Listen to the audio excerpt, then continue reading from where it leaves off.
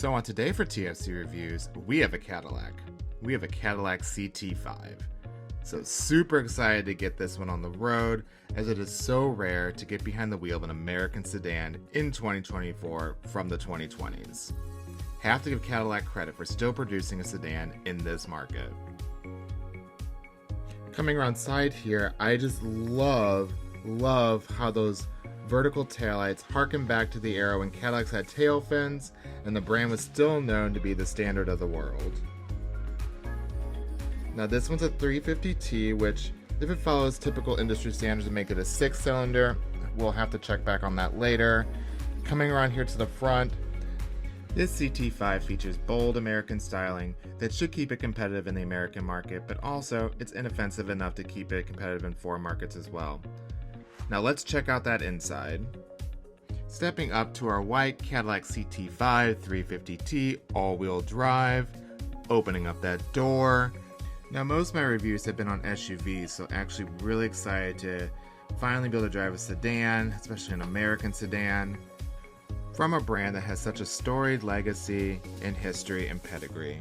So doing a quick little look around. And yeah, let's go ahead and get on into it. So, a Cadillac CT5. Initial thoughts.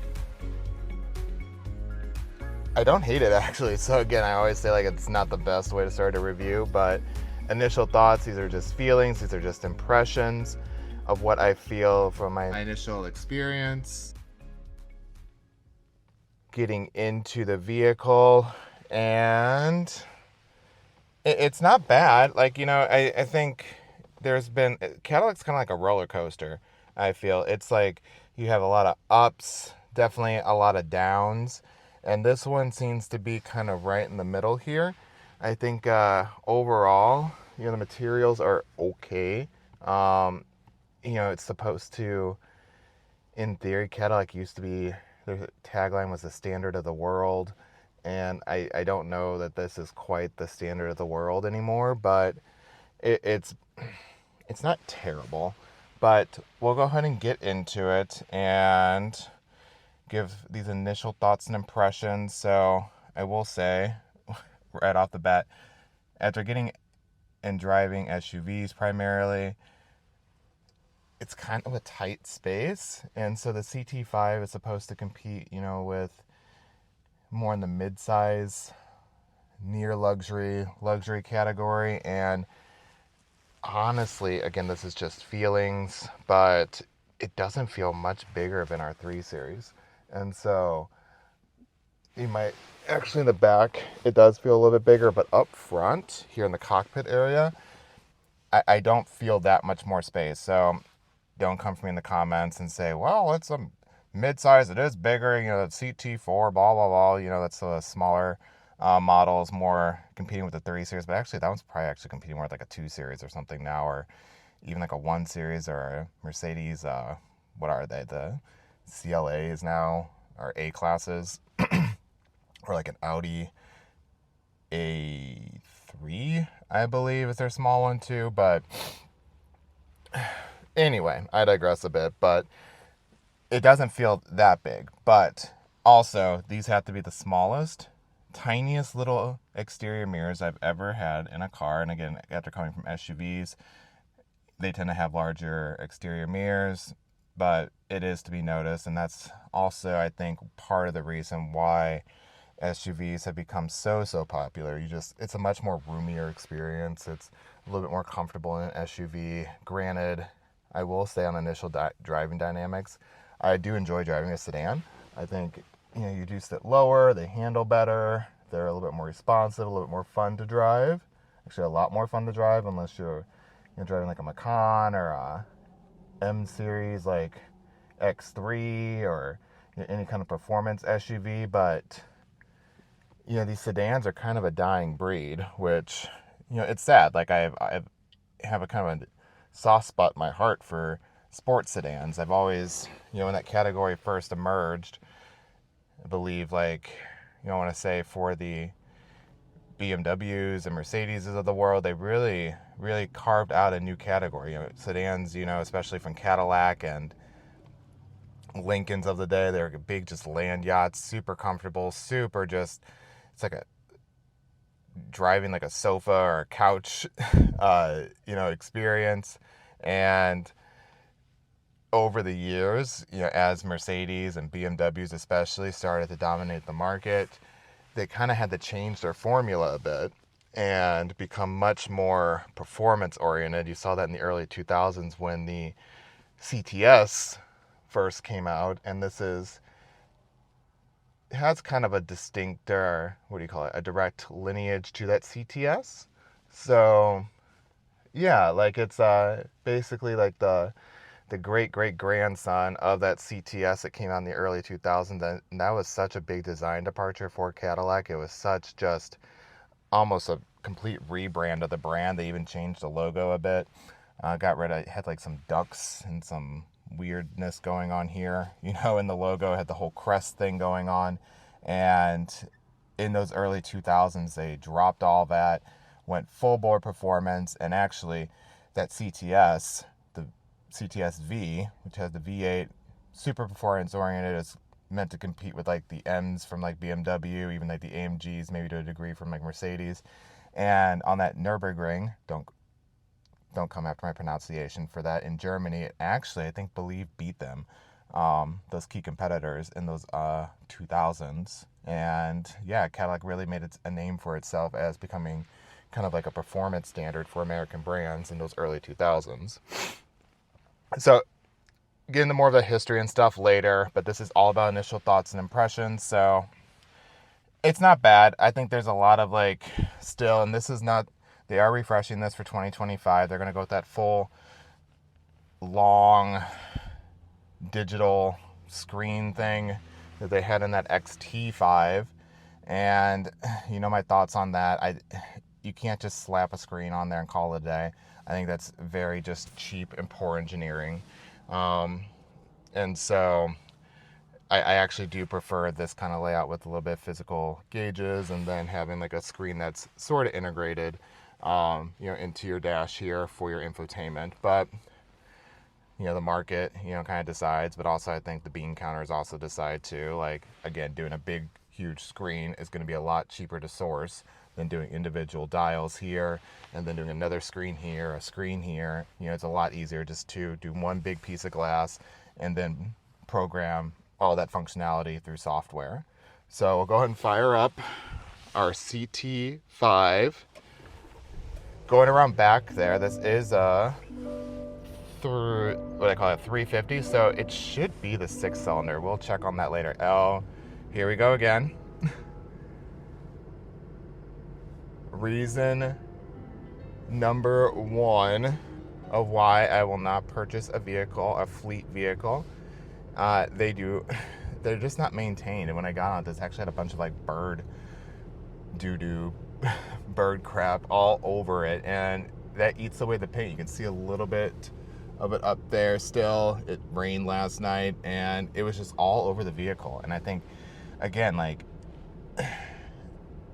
you're just not going to get the best maintained vehicle if you're going to purchase one from a fleet. You might get maybe a slight tiny little detail, but deal on that, but it's not going to outweigh all the potential maintenance issues you're going to have later on down the road from lack of maintenance early on in this vehicle's life. So this one's coming around about 22,000 miles, 22 and a half almost. And again, who knows when this oil is changed last. Maybe there's a sticker or something we can find later on. But again, reason number one, stay away from fleet vehicles. That's my PSA for the day. All right, again, initial thoughts and impressions. It's fairly comfortable. Design-wise, it has some design into it. As you can see here, you know, on the backs of the seats, you have this little V here, which I think is supposed to harken back, or, you know, I guess that's another Cadillac logo. I always thought that was the V, but anyway, like for like the more performance-oriented vehicles. But they actually do kind of carry this into here a little bit. Hopefully that was intentional. If not, then, well, that was a very good, you know, piece of luck there. And one thing you do notice, it has lots of physical buttons still, which I really do appreciate. So that is something I really do like, that you have physical buttons. You're not having to control everything up here on your screen. Also, this shift knob, it hasn't gone to a rotary yet. This is reminds me 2010s BMW Golf Club electronic shifter. It works, it's fine. I think, again, it works, it's fine. I don't think you necessarily need to have like a rotary or a push button or anything. But again, it does save some space when you do have that rotary or push button. You don't have something that's so obtrusive coming up out of your center console here. Another thing I really do appreciate is the ability to navigate through your screen here, similar to like on a Genesis, with this rotary knob here. And you also do have secondary controls here for your audio, for your volume, and some hard-coded buttons here to navigate through the screen, which is also nice. You have wireless charging, which is nice. Heated and ventilated seats, your park controls. Again, all your HVAC has nice physical buttons, which is very good. And then overall, a decent mix of materials. You have some, again, here on the steering wheel. Time and time again, this is the thing you touch the most when you're driving, or you should be, if you are paying attention. And it needs to feel nice. And so after about 22,000 miles, that's kind of a good indicator of how this is going to hold up. It does feel a little bit broken in, so I don't know how long this will actually last, but it's better than, I'd say this feels a little bit better than on the Genesis. You know, the material that they use is probably, feels probably like a leather wrap. Maybe not the most premium leather, but again, you're touching your steering wheel the most. Is going to give you that subconscious kind of perspective or perception, of the vehicle. And again, that's why it's super important. All your touch points that you touch the most have to be of a decent material if you want, your vehicle to be perceived as a decent vehicle. That's my second PSA for the day. What else? It has like this interesting kind of wood on the side. It's not bad. It's interesting. And then the other thing I did want to note too, where it has this lighter color, for the interior. Exterior is white. Typically, you will either get a light or less a black, and I do appreciate, it's a little different than just a black interior. And over these 22,000 miles, it has held up pretty well. Sometimes you'll get like jean staining, here from like blue jeans and stuff, and on these like lighter colored seats. And so far, and even here on your center console storage, it's holding up pretty well too. So another point for Cadillac on that one, for choosing a decent material on this. It hasn't all worn off yet. And then overall, and then initial driving impressions. It's a sedan and drives definitely sportier than a SUV will. You have that lower center of gravity, and then just they will handle better usually, and just give you kind of a more sporty, more involved driving experience. So with that, like, I am excited to get this on the road today, and we will come back for a longer review later on after we finish up this little road trip we're about to go on.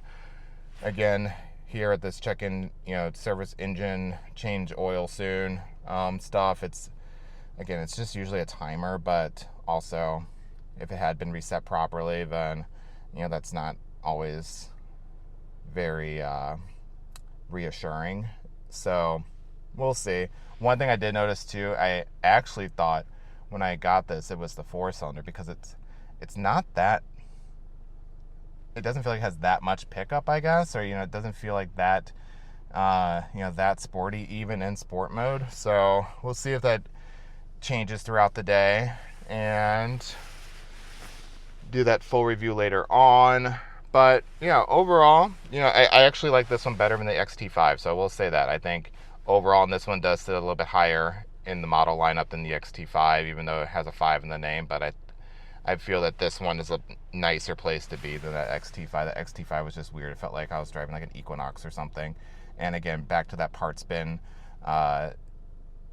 analogy or whatever that's always thrown out with GM. It's true. They really do dig in that parts bin very deep and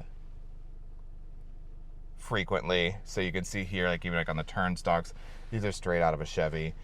Even like with the windows and your mirror controls, out of a Chevy or a Buick. And so that, I think, is always going to hurt Cadillac, because until they can start, you know, really making it feel like a special experience, then they are never going to get back up to that standard of the world. So maybe, like, I believe they're coming out with a very high-end electric vehicle, the Celestiq, because they had the Lyric now. So maybe that will have some unique switch gear and parts, you know, to Cadillac, and stop robbing this bargain bin of parts that they tend to like to do to save just a few pennies. And I get it, you know, that's how you stay in business, by saving pennies. Every penny counts. But when it starts impacting perception and you start losing volume in sales and people are flocking to the Europeans and the Koreans, then, and the Japanese, you know, too, and other, you know, manufacturers, then it's not good to save those pennies. You should reinvest those pennies and try to find other ways to save on those costs. So I'm going to wrap it up there. I need to get on the road, and we will come back soon and give you that full review later on. Thanks for watching. Be sure to like, comment, subscribe, and share if you liked the video, even if you didn't like the video. But it's always appreciated for the watches, and we will see you in a bit.